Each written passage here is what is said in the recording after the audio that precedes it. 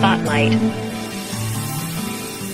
Welcome to another episode of Spotlight. I'm your host, Karthik Pulapaka, and I have a very special guest today from Israel, Jonathan Medved.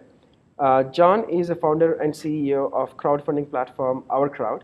OurCrowd is arguably the world's most successful equity crowding platform. OurCrowd has raised over $300 million for over 100 portfolio companies such as ReWalk, ZoomCar, and Zebra since February 2013.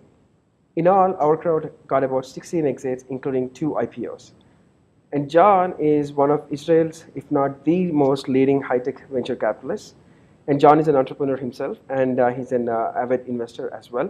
He founded companies such as Vringo, Israel Seed Partners, and funded companies such as Shopping.com and Compugen. In fact, New York Times has named John as one of the 10 most influential Americans who impacted Israel. Wow. Quite a resume, John. Welcome to the show. Thank you. It's great to be with you. We are very excited to have you here. So let me start by asking the obvious question. Where did it all begin for you? In an old Jewish tradition called nepotism, which means working with the family. My blessing was that my late father was a rocket scientist. He used to design intercontinental rockets in the daytime and surf in the afternoon. I grew up in San Diego, California, and from rockets he moved on to fiber optics. By the time he was messing around with fiber optics, I was living in Israel, and he got me involved in the family business. So my first startup was a family startup doing fiber optic communications in the 80s. Was that in Israel or was it in the US? It was in Israel, and then I moved to the US, back to the US, to help build the company. We ultimately sold that company for my first exit to Amoco, which is today British Petroleum. Got it. And it was a successful exit. And then I moved on to do a software company called Accent Software, which we took public on NASDAQ, and then built my venture capital fund, built some more software startups, and started OurCrowd about 4 years ago. Wow, that's very impressive. I think that's a very relevant question for a lot of Indians because we have a very talented diaspora living in the US, and a lot of them are now thinking about coming back to India and doing something entrepreneurial in our country right here. Look, I think it's a very smart move. We're living in a very small world where people move back and forth and move laterally and with quite a degree of ease. And I think the advantage of being both an Israeli or being an Indian is the diaspora. And the fact that if you're an entrepreneur in India, you can reach out to your cousin or your brother-in-law, your classmate from IIT who's in the Valley, and you can talk to them not just in an accented English that everybody understands, but you can talk like, we call it Gova Inayim, at eye level. Mm-hmm. And we use this connection shamelessly, right? We'll always pitch. Okay, the Israelis or the Jews who are there, and it's a very strong network. And it's not just Silicon Valley in India, it's Indians everywhere, and it's Israelis and Jews everywhere. Now, the good news for both of us is that we are very much alike, and there is a deep cultural resonance and click between the Jewish people and the Israeli people and the Indians. And whether it's our focus on family, our love for the modern and the new, our being rooted in tradition, love for hard work, and yet we're happy people, and the fact that we really shine at education and at learning, these are things that I think are the real glue, and why so many companies are successfully set up by teams of Israelis and Indians, and we're just trying to expand this on a global scale. I couldn't agree with you more. We have something called Jugaad. I believe there is a Jewish equivalent to that. Would you like to? Yes, it's called chutzpah. Jugaad and chutzpah are the same thing. We're the only 2 nations who have that. I couldn't miss mentioning that. I know that all Israelis are drafted in the military. Were you also drafted? No, I got here too late. They took one look at me and they said, okay, you can help the country in other ways. I have sons who've all been in the military, some of them officers.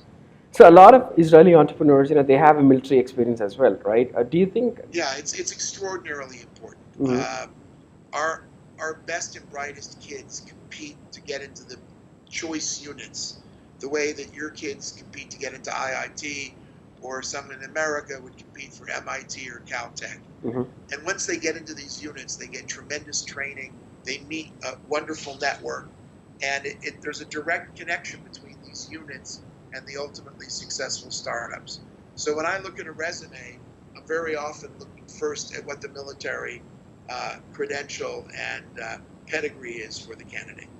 So is it just for the soft skills, or also like the technical hard skills that they develop in there? It's both. It's, you know, it's hard to say what is more important. The technical hard skills are obvious there. Right. I mean, you know, why are Israelis so good at embedded software and IoT? Because that's got a strong connection to the military. Mm-hmm. Why are Israelis so good at RF engineering? Because of radar and things like that. Why are we so good at cybersecurity? Guess what? Protecting, you know, your networks. What about, you know, spread spectrum and communication algorithms? Also military. So there's a lot of hard skills that are developed in the military that are then used in these startups, but you should not ignore those soft skills. Leadership, working as a team, getting the mission done, you know, being focused, being able to work quickly with not so much resources. These are other things that are learned in the military. Got it. You talked about Israel transforming from a startup nation to a scale-up nation. What do you mean by that? Well, I mean, look, the challenge is for countries like India and Israel to build truly global leaders in their emerging sectors. To not just build, you know, cool companies that can make some money for their investors. And I don't want to, you know, belittle that. That's very important. But to build a Facebook, or to build a Google, or to build an Intel or a Microsoft or an Apple. Now, there aren't that many of these companies, right? These are very rare. And today, many of these companies are either run by Indians, for example. If you look at Google or that's right, Microsoft. You know, Microsoft, are both being run, you know, by Indians today, thank God. You know, but it's about how can we build one from India? Mm-hmm. How can we build one from Israel? And the challenges, by the way, are a little different. So in India, it requires somebody to look beyond your local market. One of the challenges is don't just be satisfied with being the Lion King, you know, of Rajasthan. Okay, you want to be the king of the world. Okay, you want your company to be all over the world and globally dominant. And many Indian entrepreneurs, I think, are blinded by the fact that, you know, to be the leader in India is big enough. Mm-hmm. I don't think so. I think you got to go for global domination. Now, the Israelis, we understand that we have no market. No one wants to be the king of Tel Aviv. They want to go for global domination. The problem is they think they can do it themselves. And they don't necessarily hire up the Americans or the Indians or other people who can provide complementary skills so you can build truly a global leader. And that's something we got to work on. Mm-hmm. So there you go, guys. Dream big, think global. That's it. The next question is it stung me a little bit because, you know, India is regarded as the third largest startup ecosystem for tech companies, at least by the sheer number of the things. I think slightly ahead of UK and Israel, if I'm not mistaken. But in late 2015, I think this was at an International Leaders Summit. You talked about a tech duopoly, Silicon Valley and Israel being the two protagonists, so to speak. Do you think that has changed now in 2017, or? Well, so let me clarify, and it's good that you're asking this question just after that last answer I gave you. Yeah. Because the difference in most Israeli startups, certainly with the Indian startups I've seen, is that intent to go global and to develop a category leader. Mm-hmm. Unfortunately, most of the companies that I've seen out of India have been iterative, have been an Indian version of something else. Right. Whether it's in the e-commerce or in the social or in the ride sharing. Correct. And they're not, and that's the difference. So when I talk about an innovation duopoly, I'm talking about truly innovative companies that are doing things completely different that no one's ever done before. Mm-hmm. And those companies, you don't see them from India very much, and you don't see them from China very much, and you don't even see them from the UK very much. You see them from Israel and Silicon Valley by and large. Correct. Um, Let me just delve a little bit more about the India-Israel relationship, right? I think we have established the diplomatic relationships in the 1990s. At least, that's when the relationship came out of closet, and we've immediately seen an upsurge of defense exports from Israel to India. Now, I know you also touched upon Israel solving problems for the American market or the Western European market, right? Do you envision Israeli companies looking at India as a market and solving Indian problems? Absolutely. I mean, look, Israeli companies already are and are focused very much on solving problems in the developing world. And India is a very interesting case because, you have a big chunk of your population which are thoroughly middle class, living essentially a Western lifestyle in India. Mm-hmm. And then you have a larger number who are still catching up. And so that makes a very interesting sort of bifurcated market opportunity for an Israeli tech company. But certainly in the healthcare area, we have a company called Zebra Medical, you mentioned. Right. We're already doing a teleradiology joint venture with people in the Indian market where there's huge opportunity in digital health. I think that's spectacular opportunity in India. We're working closely with the Reliance Group Mm-hmm. on a technology incubator. We're working with Yes Bank on a fintech incubator. We're working with Reliance Capital in terms of distributing some of our products to high net worth individuals. So I see huge opportunity in India for cooperation across the board. And what we're telling our entrepreneurs and the literally, dozens and dozens, hundreds of companies we're investing in now, that they've got to add India to their top list. Not just an afterthought, but they should be looking at India in many cases either first, second, or third. Got it. Recently, when you visited India, right, OurCrowd has struck 3 deals with Reliance Industries, Reliance Capital, and the last one, Let's Venture, that spooked my interest a little bit. Could you? Yeah, we love Shanti and her group. We think they are doing unbelievable work, and of all the other sort of crowdfunding platforms around the world, find Let's Venture to be, a very exciting and similar kind of companies to us. So, if you were to compare and contrast between, let's just say, OurCrowd and Let's Venture, what do you think are the main differences? Are they exactly alike, or? Look, I think that they are focused almost exclusively on the early stage companies. We are focused on our platform across all stages. We invest in later stage. We just put money into Hyperloop One, okay, which is the Elon Musk inspired company which is hurdling people. Current speeds are now 200 kilometers an hour. Let's hope this thing really goes. So that was a later stage deal. We invested with very big investors. We do late stage deals as well as early stage. Mm-hmm. So that's one difference. The other difference is that I think Let's Venture lets a angel take the lead in terms of actually leading a syndicate or a group of people for a company. Right.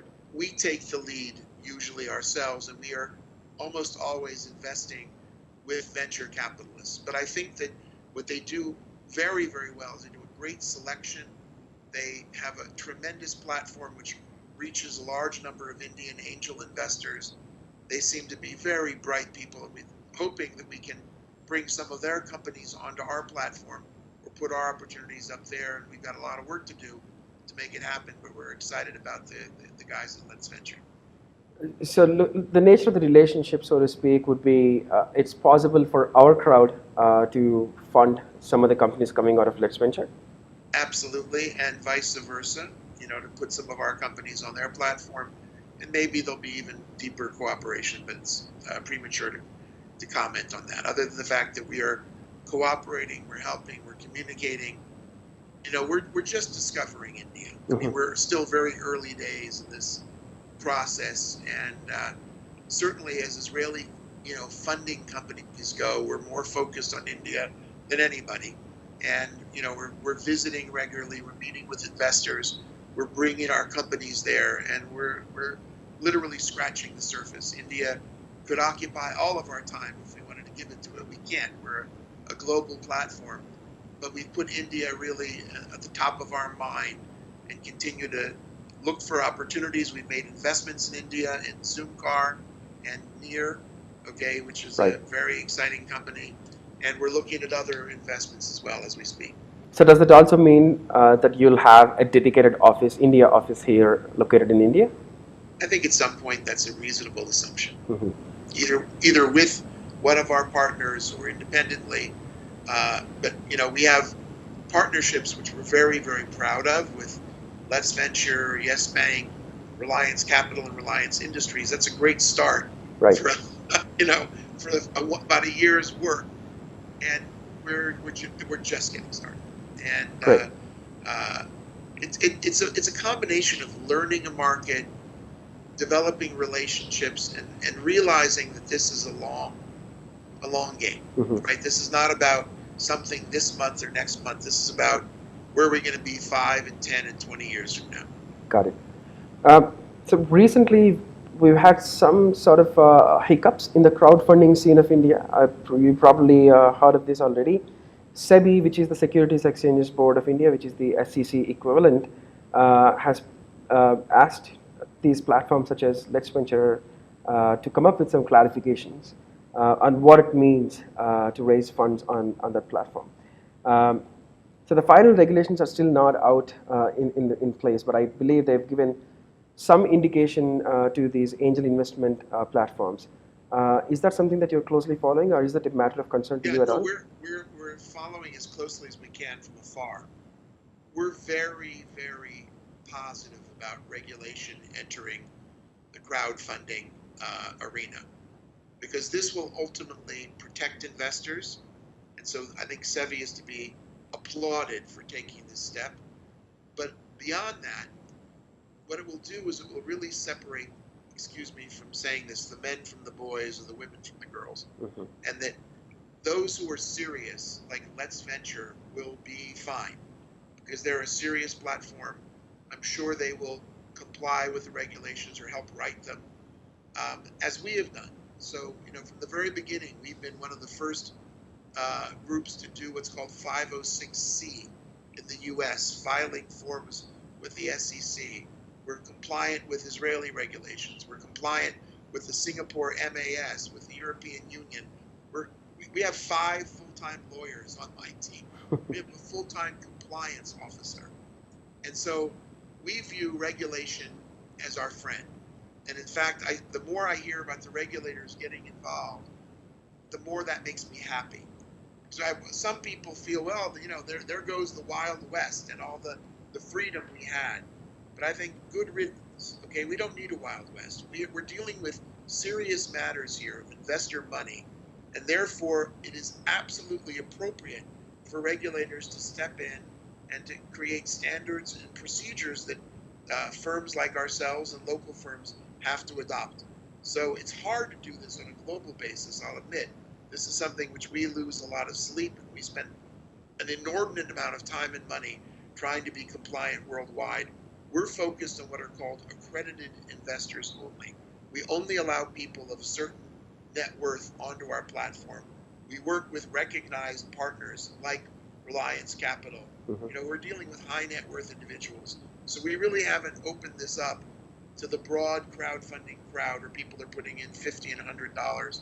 The minimum on our site is $10,000. So it really sort of segments us to the high end of the market. Right. And we're quite happy with that segmentation. So if you were to look through a crystal ball and gaze in the future, which I believe you must be doing on a day-to-day basis because you're a VC, would you see the regulations evolving in India in the same way as, would they follow the same pattern as they have evolved in the US or Israel? Everybody's going to take their own path on the one hand, but there's also a great commonality. These guys get together in the International Organization of Securities and Exchange Commissioners, and they share their ideas. I've actually presented at that conference, believe it or not, about our thoughts about how crowdfunding should look. We're very different, right? We're more of a hybrid between crowdfunding and traditional VC. We are very careful in terms of the diligence in each of our companies. We aggregate all of our investors and write a single check from a SPV or a special purpose vehicle, so it looks like a single company venture fund. We sit on boards and manage that. We send reports. We spend a lot of time post-management, and we take no slotting fees or placement fees. All of our economics are either based on management fee for managing the investment or for carried interest for success. Our interests are really aligned with those of our LPs and the members who are investing on our platform. So we're not afraid of regulation. In fact, we welcome it. And, we welcome interaction with all of these national and international bodies.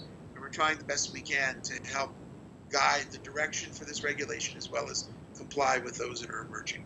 Got it. I think that sounds very reassuring, especially coming from a pioneer like you. I think the next question that I'm going to ask you is a little bit concerning to most crowdfunding platforms there is. Especially in the West, like in the US, you've seen a lot more companies going towards the ICO route rather than giving away equity. Any comments on that? Yeah, I know. Look, this ICO phenomena is unbelievable. We've been watching it with a combination of fascination as well as surprise and just a touch of horror. But there are real companies that are raising money on ICOs. The Kick investment that just got done a week ago is quite real. The guys at Filecoin, I think, are Correct. quite real.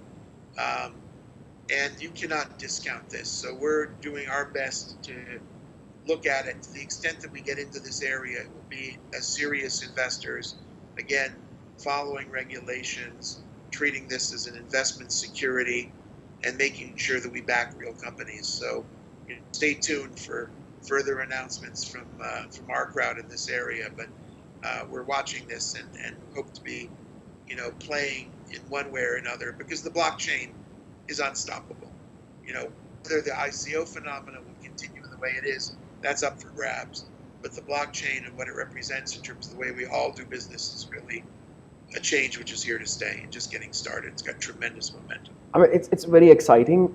If I were in the shoes of a startup founder, it sounds too good to be true. Like, I don't have to give out any equity. I just have to issue these tokens.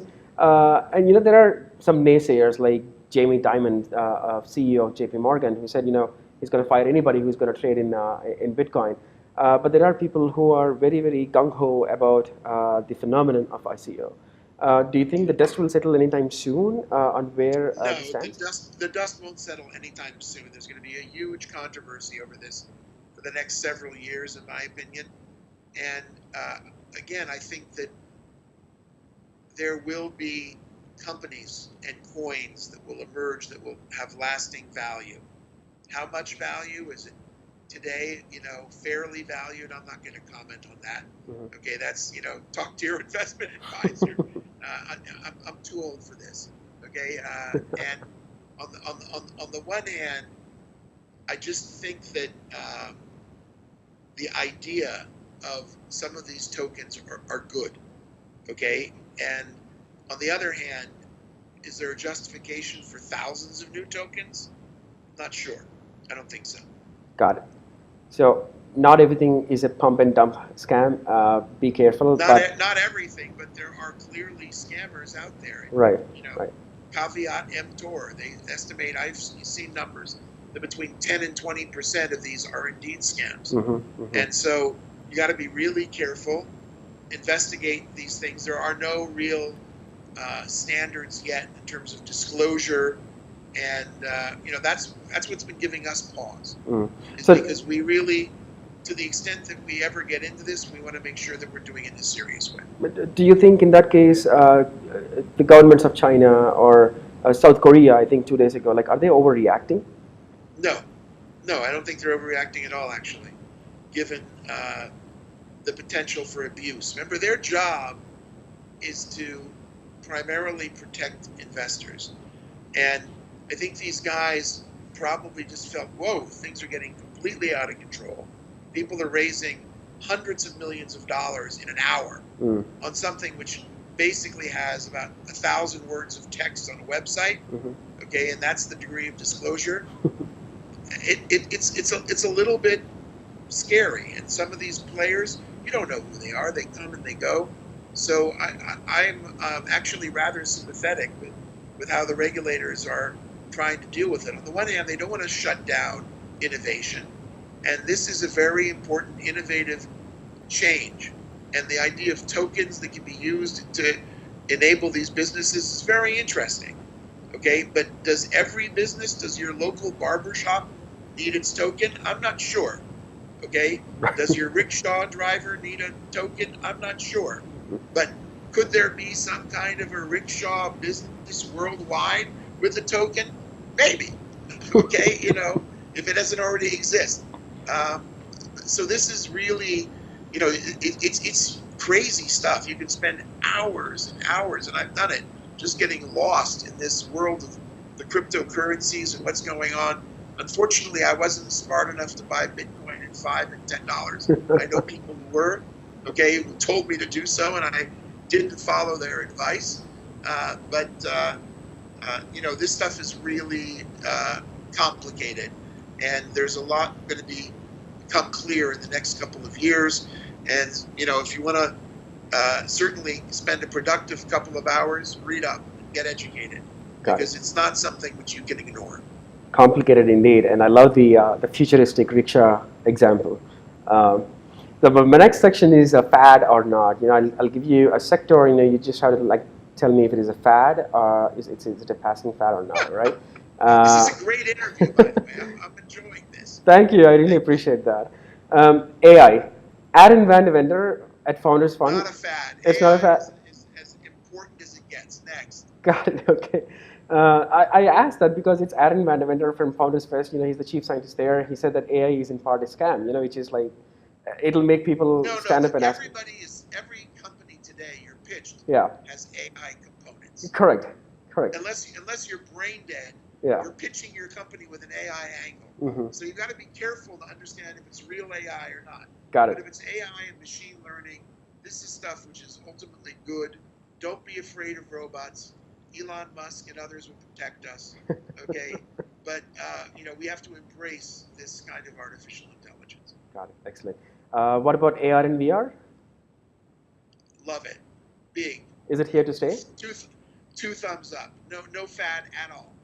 Got it. And it's and the real interest here is going to be not in the consumer, but in the business industry. Check out a company on our website called EdgyBees, doing AR for drones to save lives in places like Houston and Jacksonville where there are floods. Right. Check out a company in the VR space on our platform called Surgical Theater, who's using VR for brain surgery. Mm-hmm. Okay, these are very real and very, very serious businesses. Got it. Excellent. I know I have to let you go. You're running out of time, but I'm going to my other favorite section, which is the rapid fire. I'll try to keep it as fast as possible. I'll ask you a quick question. Just give me back a quick answer if possible. Okay. Do you have any mentor? Yes, my father. Excellent. My father was my best mentor. I miss him. He's unfortunately no longer with us. So now I'm getting mentored from a lot of my investors and from my advisory board. Sorry for your loss. One book we should be reading on our way to commute. Bangalore has crazy traffic, so we spend hours and hours in commute. So what do you recommend we read on our commute? Oh well, I'm a fan of TechCrunch. TechCrunch, okay. I'm a fan of the Times of Israel. They have a great technology, and there are two wonderful sites if you want to keep up on Israeli technology. One is called NoCamels.com. Yes, I've heard of that. Yeah. And the other one's called Israel21c.org. Those are both good ones. Excellent. Thank you so much. Bootstrapping versus venture capital? Bootstrap all the time, if you can. Okay, and then get the venture when you're ready for it. Start with angels and then move to venture. Name one sector that you're most bullish about? Digital health. Digital health, excellent. So what is the one tipping point that changed your life? Marrying my wife. Excellent. I made a really good choice, and still married 32 years later.